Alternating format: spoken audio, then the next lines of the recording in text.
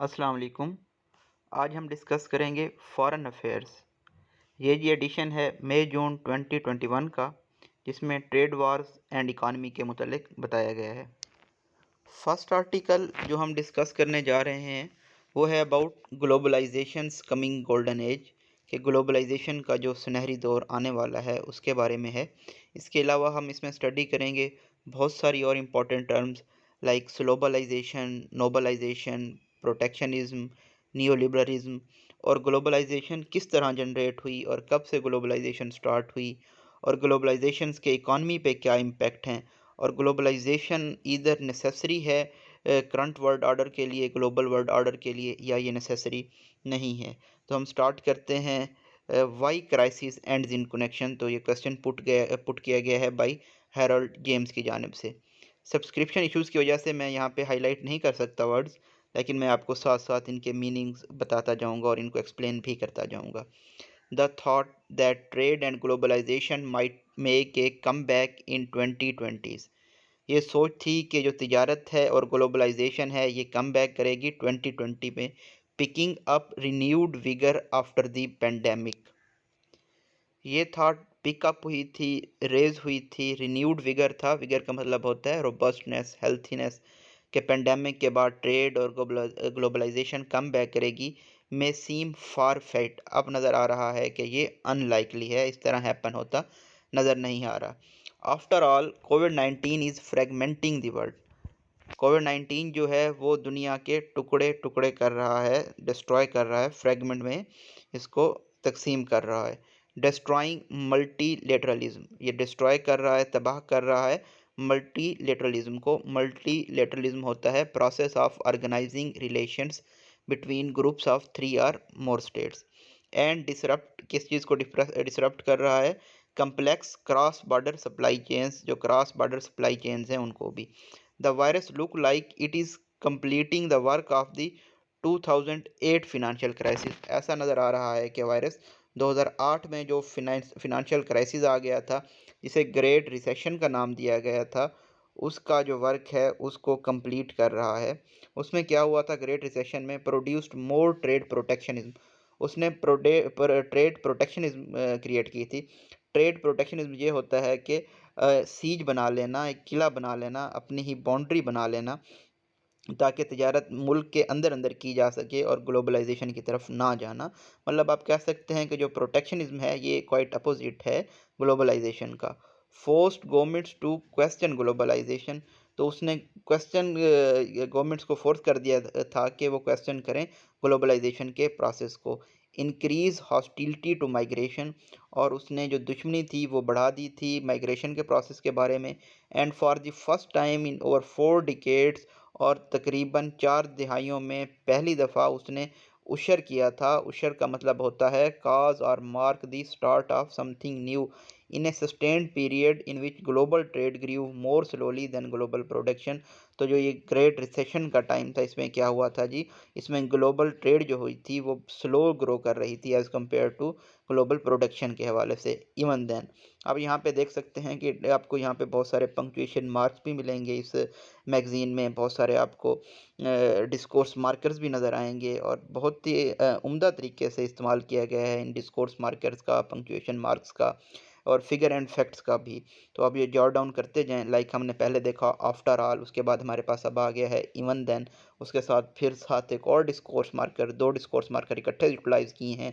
Even then के साथ however को डबल कामास में इनक्लोज किया है। There was no complete reversal or deglobalisation, complete reverse या डी ग्लोबलाइजेशन नहीं हुई थी इवन ग्रेट रिसेशन के बाद भी। आप देख रहे हैं आगे हमारे पास सेमी कॉलन आ गया है, उसके बाद डिस्कोर्स मार्कर है, देन फिर कॉमा है। तो ये भी पंक्चुएशन की एक टाइप है। Rather there was an uncertain sputtering globalisation.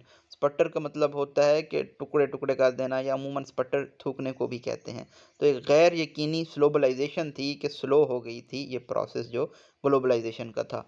In contrast, अगर हम कंट्रास्ट में देखें, today's vaccine nationalism is rapidly driving China, Russia, UK and US into open confrontation.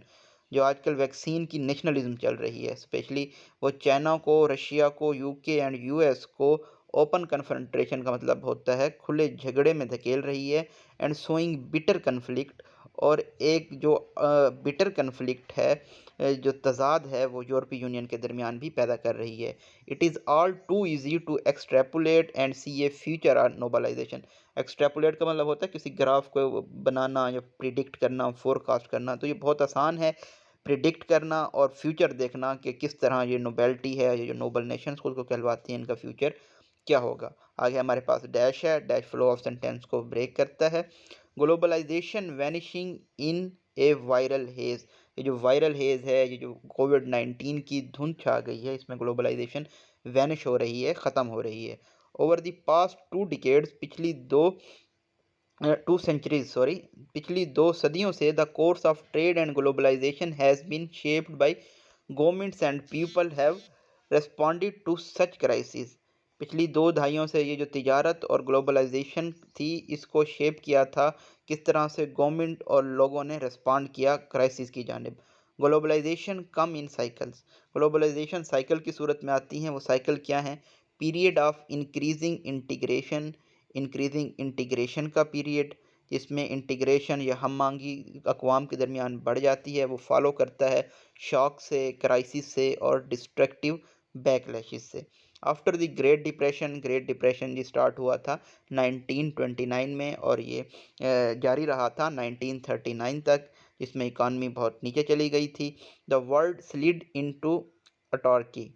तो वर्ल्ड ने स्लिड की थी, वर्ल्ड चली गई थी अटॉर्की में। अटॉर्की होता है एक कंट्री और इकानमी दैट ऑपरेट्स इंडिपेंडेंटली, मतलब सेल्फ सफिशेंसी में चली गई थी, या नेशनलिज्म की जानिब चली गई थी, और authoritarianism and zero sum thinking की तरफ चली गई थी, और अल्टीमेटली क्या हुआ? वार हैपन हुई।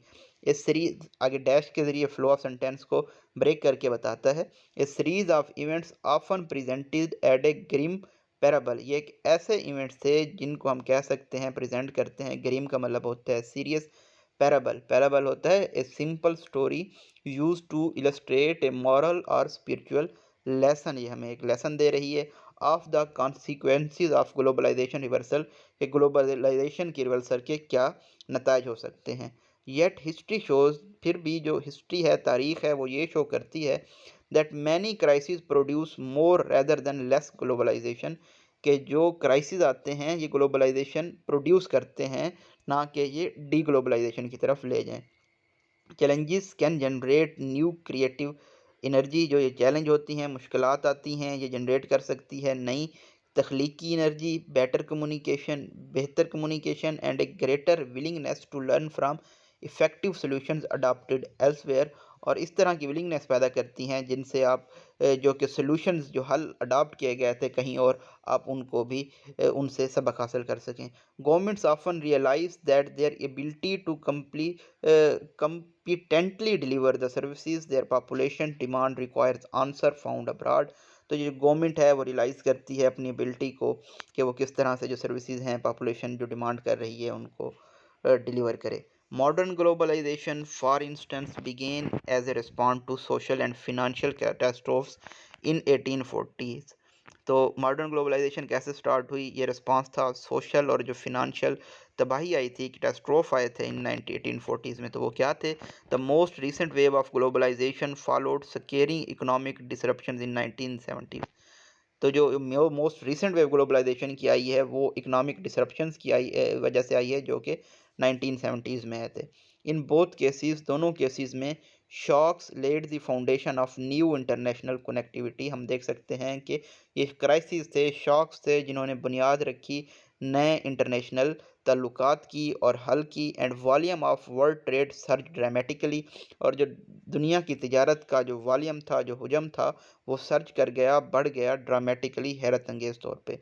द ट्रूथ इज डेथ, सच ये है कि historic ruptures often generate and accelerate new global links. जो हिस्टोरिक क्राइसिस होते हैं, रप्चर्स होते हैं, ये जनरेट कर रहे होते हैं, पैदा कर रहे होते हैं नए ग्लोबल लिंक्स। कोविड-19 इज़ नो एक्सेप्शन।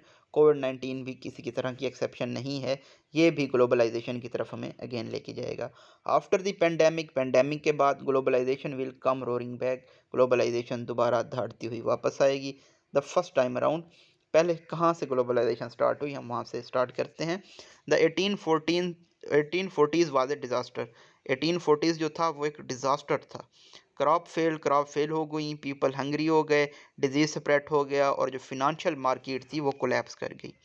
तो जो बेस्ट नोन कैटास्ट्रोफ था, तबाही थी, वो था आयरिश पोटैटो फेमाइन था, जो कि स्टार्ट हुआ 1845 में और उसने लीड किया तकरीबन 1 मिलियन पीपल्स की डेथ को। तकरीबन 10 लाख लोग मौत का शिकार हुए, मोस्टली फ्रॉम द डिजीज़। ज़्यादातर जो डिजीज़ की वजह से वो काज हुए थे, वो किस वजह से काज हुए थे, वो मेल न्यूट्रिशन की वजह से हुए थे, मतलब कि नॉरिशमेंट की, न्यूट्रिशन की कमी की वजह से। जो सेम तरह का वेदर था, इसने पोटैटोज़ जो जिसकी वजह से पोटैटोज़ जो थे वो वुल्नरेबल हो गए थे, एट रिस्क हो गए थे फंगल रॉट की जानिब। उसने दूसरी क्रॉप फेल्योर्स और फेमाइन को भी जनरेट किया। इन द कम्युनिस्ट मैनिफेस्टो, ये कम्युनिस्ट मैनिफेस्टो जो कि पब्लिश हुआ था 1848 में, कार्ल मार्क्स और फ्रेडरिक एंजल्स की जानिब से, वो कहते हैं कि किस तरह से ग्लोबल इंटीग्रेशन जो थी वो ड्राइव कर रही थी दुनिया को सोशल और पॉलिटिकल अपहीवल की जानिब। अपहीवल होता है तबाही की जानिब, डिस्ट्रक्शन की जानिब। The development of modern industry, उन्होंने मज़ीद ये आर्गू किया कि जो डेवलपमेंट थी मॉडर्न इंडस्ट्री की, एक कट करती है under the feet of its foundation, उन लोगों की जानिब से, स्पेशली जो कि बर्जियास प्रोड्यूसर्स हैं, जो कि मिडिल क्लास प्रोड्यूसर हैं, उनके पाँव के नीचे से ही कट कर रही होती है modern industry. Europe was a Tinder box होता है ऐसा बॉक्स जिसमें इग्निशन हो, या फायर बॉक्स आप कह सकते हैं।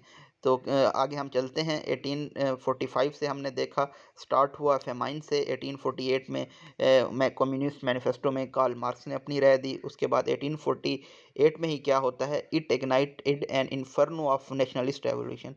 तो नेशनलिस्ट रेवोल्यूशन स्टार्ट हो गया। पॉपुलेशन राइज कर रही थी फ्रांस में, इटली में और सेंट्रल यूरोप में। लेकिन जो इकोनॉमिक शॉक था 1840s का, वो रिवर्स नहीं हुआ, उसने रिवर्स नहीं किया ग्लोबल इंटीग्रेशन के कोर्स को। इंस्टेड क्या हुआ जी, ट्रेड जो थी वो एक्सपेंड हो गई। जो गवर्नमेंट्स थी उन्होंने रिड्यूस कर दिए टैरिफ बैरियर्स, और कैपिटल मोबिलिटी जो है वो बढ़ गई, सर्ज कर गई, और पीपल ने कॉन्टिनेंट्स के अक्रॉस मूव करना शुरू कर दिया। Migration was not only A response, ये सिर्फ एक रेस्पॉन्स नहीं था, जो कि सोशल और पॉलिटिकल इमिग्रेशन थी। इमिग्रेशन होता है जी इकोनॉमिक इम्पोवरिशमेंट, इम्पोवरिशमेंट होता है जी, हम कह सकते हैं कि poor, economic poverty. It also reflected the promise of new prosperity, और इसने प्रॉमिस किया, वादा किया कि एक नई तरह की प्रॉस्पेरिटी आएगी, तरक्की आएगी। हिस्टोरियंस नाउ थिंक, तारीखदान अब ये सोचते हैं कि जो सेकंड हाफ था 19th सेंचुरी का, वो पहली एज थी ग्लोबलाइजेशन की। जो फूड शॉर्टेज थी, उन्होंने हाईलाइट किया कि need for broad and diversified supply chains, कि हमारे पास ज़्यादा और डाइवर्सिफाइड सप्लाई चेन्स होनी चाहिए। और लीडर्स जो थे उन्होंने ये रियलाइज़ किया कि जो मॉडर्न स्टेट है उसको नीड है रिलायबल एक्सेस की सप्लाई चेन की जानिब, बॉर्डर से आगे तक। यूनाइटेड किंगडम में क्या हुआ जी, जो ब्रिटिश गवर्नमेंट थी उसने इनिशियली रिस्पॉन्ड किया आयरिश फेमाइन की जानिब, इंपोर्ट करके कॉर्न को यूरोप के बाहर से। एट द टाइम, उस वक्त जो इकोनॉमिस्ट थे वो ये आर्गू करते थे कि रशिया, मिस्र और यूनाइटेड स्टेट्स के अलावा कोई भी दुनिया में ऐसा कंट्री नहीं है जो कि स्पेयर कर सके ये जो ग्रेन है इसको। वो इस तरह कोई भी हम मेंशन नहीं कर सकते। यहाँ पे इम्पॉर्टेंट हमें उसने जो बात नोट करने की वो ये थी कि historic ruptures often generate and accelerate new global links. ये जो इम्पोर्ट थी हाउएवर ताहम फेल हो गई, कैटास्ट्रोफिकली, बहुत ही तबाही की जानिब। लेकिन हम ये देख सकते हैं कि ये इसलिए नहीं था कि ये जो फूड थी ये अनफेमिलियर थी, लेकिन ये इसलिए था क्योंकि लंदन कोई ऐसा प्लान जनरेट नहीं कर पाया कि वो किस तरह पे करेगा इन गुड्स के लिए। ये जो ट्रेड डेफिसिट था इसकी वजह से ये राइज़ हुआ। जो करेंसी थी वो शॉर्टेज हुई, जिसने पुश किया इंटरेस्ट रेट्स को यूनाइटेड किंगडम और फ्रांस में बहुत ज़्यादा हाई लेवल पे। इसने मज़ीद इंटेंसिफाई कर दिया मैन्युफैक्चरिंग क्राइसिस को, जिसकी वजह से डिक्लाइन हुआ परचेजिंग पावर में, और जो फूड की प्राइसेस थी वो सर्ज कर गई, बढ़ गई। लेकिन ऑल्दो ये इसको कंसिडर किया जा रहा था कि बेस्ट सोल्यूशन था कि चीज़ों को सेल किया जाए बैरून ममालिक। तो इसकी वजह से गवर्नमेंट को क्या रिक्वायरमेंट थी कि वो जो ट्रेड बैरियर्स हैं उनको लोअर करे, और नए जो मार्कर्स हैं, नई मार्केट्स हैं, उनको ओपन कर दे। ये जो शॉर्टेज थी इसने जनरेट कर दी पॉपुलेशन डिमांड के बहुत ज़्यादा कम्पिटिटिव गवर्नमेंट्स हमें चाहिए जो कि ये ट्रेड बैरियर्स को हैंडल कर सकें। अगरचा इट वाज ओनली इन 1981, ये 1981 में हुआ कि एक इकोनॉमिस्ट थे जिनका नाम था Amartya Sen.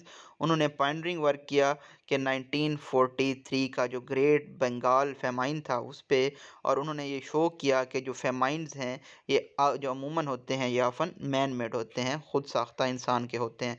That institution was already widely spread in 1840s। ये जो ख्याल था, सिक्स सेंस थी, ये 1840s तक स्प्रेड कर चुकी थी।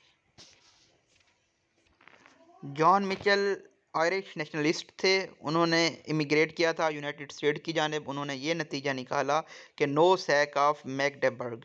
मैगडेबर्ग ये एक सिटी है जी जर्मनी का। इसी तरह पैलाटिनेट जो है ये भी सिटी है जी जर्मनी का। तो कोई भी ऐसा bag ever approach in horror और डेजोल्यूशन, आप कह सकते हैं कि खौफ में या डेजोल्यूशन लैदगी में कभी नहीं पहुंचा स्लाटर डॉन स्लाटर हाउस में इन Ireland by mayor official red tape, सिर्फ ऑफिशियल रेड टेप की वजह से और स्टेशनरी की वजह से और ये प्रिंसिपल्स ऑफ पॉलिटिकल इकॉनमी की वजह से। तो गवर्नमेंट एल्सफेयर जो थी वो इवेंचुअली रिस्पॉन्ड कर रही थी इन डिमांड की वजह से। इसका मीन था कि वो लर्न कर रही हैं सक्सेसफुल एफर्ट्स जो कि कहीं और हो रही थी उनसे। यूनाइटेड के किंगडम ने इनेक्ट किया, लेजिस्लेट किया कि वो सीरीज़ ऑफ जो सिविल सर्विस रिफॉर्म्स को उन्होंने अडॉप्ट किया, कम्पिटिटिव एग्जामिनेशन का ऐसा process in place of arcane patronage. Arcane होता है मिस्टीरियस या सीक्रेट जो होती है, पैट्रोनेज जो होती है स्पॉन्सरशिप, बैकिंग या फंडिंग की बजाय उन्होंने एक सिविल सर्विस रिफॉर्म्स लिया जिसमें एग्ज़ाम हेल्ड होता था। जो most striking extension of state capacity थी however occurred across the English Channel में हुई, वेयर लुइस नेपोलियन जो कि नेफ्यू थे एम्परर थे, उनको इलेक्ट कर लिया गया फ्रांस का प्रेसिडेंट 1848 में। एक ये कूप हुआ था जिस और उसके बाद सीरीज ऑफ प्लेबिसाइड्स मतलब रेफरेंडम्स और वोट ने फॉलो किया था, जिसने एडवर्टाइज किया था उसकी कम्पिटेंस को और एक्टिविज्म को। जो नेपोलियन ने मेड किया खुद को ये ज़ाहिर किया कि वो प्रेसिडेंट लाइफ टाइम के लिए हैं और एम्परर थे एक्चुअली। उन्होंने अपना नाम रखा नेपोलियन थर्ड। उनकी जो पॉलिसीज़ थी उन्होंने डिज़ाइन की थी, उन्होंने बेनिफिट उनका नज़र आया कि एफिशिएंट जो ऑटोक्रेसी है, एम्पररशिप है, वन मैन रूलरशिप है, उसकी बेहतर नतायज हैं ओवर डिवाइडेड लिबरल रिजीम्स के ऊपर। उसने ये इनिशिएट किया large scale public working projects initiate किए जिसमें रेल रोड एक्सपेंशंस थी। उसके अलावा बैरन हाउसमैन्स फेमस रिबिल्डिंग ऑफ पेरिस का कारनामा भी उन्होंने सर अंजाम दिया। नेपोलियन ने ये भी डिमॉन्स्ट्रेट किया कि अपनी कम्पिटेंसी को उन्होंने निगोशिएट करके एंग्लो फ्रेंच टैरिफ एग्रीमेंट को जो कि 1860 में हुआ था, जिसने रिड्यूस कर दी थी ड्यूटीज़ इंपोर्टेड गुड्स पे और ट्रेड्स पे across the channel. Other countries जो थे उन्होंने क्विकली फॉलो किया इस सूट को और निगोशिएट किए bilateral trade deals Europe across the तकरीबन तमाम यूरोप में। लेकिन बिफोर 1860s जो इम्प्रूव्ड कम्युनिकेशन थी, ट्रांसपोर्टेशन थी, उससे हमें ज़ाहिर हो रहा था कि जो कॉमर्स है वो सर्च कर रही थी। जो ग्लोबल ट्रेड थी गुड्स में वो तकरीबन अकाउंट कर रही थी 4.5% of output in 1946, but it shot up to 8.9% in 1860s। जो इवेंट था 1840s का, इसने ले किए फाउंडेशन रखी, बुनियाद रखी इंस्टीट्यूशनल चेंज की एड्रेस करने के लिए। जो प्रोलिफरेशन थी, जो तकसीम थी स्मॉल स्टेट्स की जिनके पास लिमिटेड एबिलिटी थी माइग्रेशन को डील करने की। ये जो क्रिएशन हुई थी न्यू स्टेट्स की नॉवल करेंसीज के साथ और बैंकिंग सिस्टम के साथ, जिसमें नोटेबली जर्मनी और इटली शामिल हैं। और जो एडमिनिस्ट्रेटिव रिफॉर्म थी इन हैज़बर्ग एम्पायर में, इन्होंने एंडिंग कर दी थी इंटरनल कस्टम ड्यूटीज़ की और सर्फ लेबर की। ये उसने एक्सप्लेनेशन दी है हैज़बर्ग एम्पायर की। तो ये सब वेल डिज़ाइन था इकॉनमिक ग्रोथ को पुश करने के लिए। इस कॉन्टेक्स्ट में अमेरिकन सिविल वार और जो मीजी रिस्टोरेशन थी जापान में, उसने भी नेशनल बिल्डिंग एफर्ट जो थी उसको मैक्सिमाइज़ और उसकी इफ़ेक्टिवनेस और कैपेसिटी ऑफ इंस्टीट्यूशंस को मैक्सिमाइज़ कर दिया। इसी तरह से एबोलिशन हुई, ख़त्म हुई स्लेवरी, जो ग़ुलामी का ट्रेंड था यूनाइटेड स्टेट्स में, और फ्यूडलिज़्म का ट्रेंड था जापान में।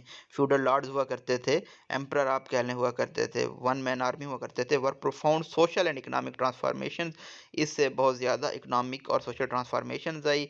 बोथ अपहीवल्स, जो ये दोनों आप कह सकते हैं तबाहियाँ थी, अपहीवल्स थी, डिस्ट्रक्शन थी, स्लेवरी एबोलिशन की, फ्यूडलिज़्म की, और जो दूसरे फेमिनाइन्स थे, इन्होंने क्या किया, इन्होंने led to monetary and bank reforms, ये मॉनिटरी और बैंक रिफॉर्म्स की जानिब हमें ले गए।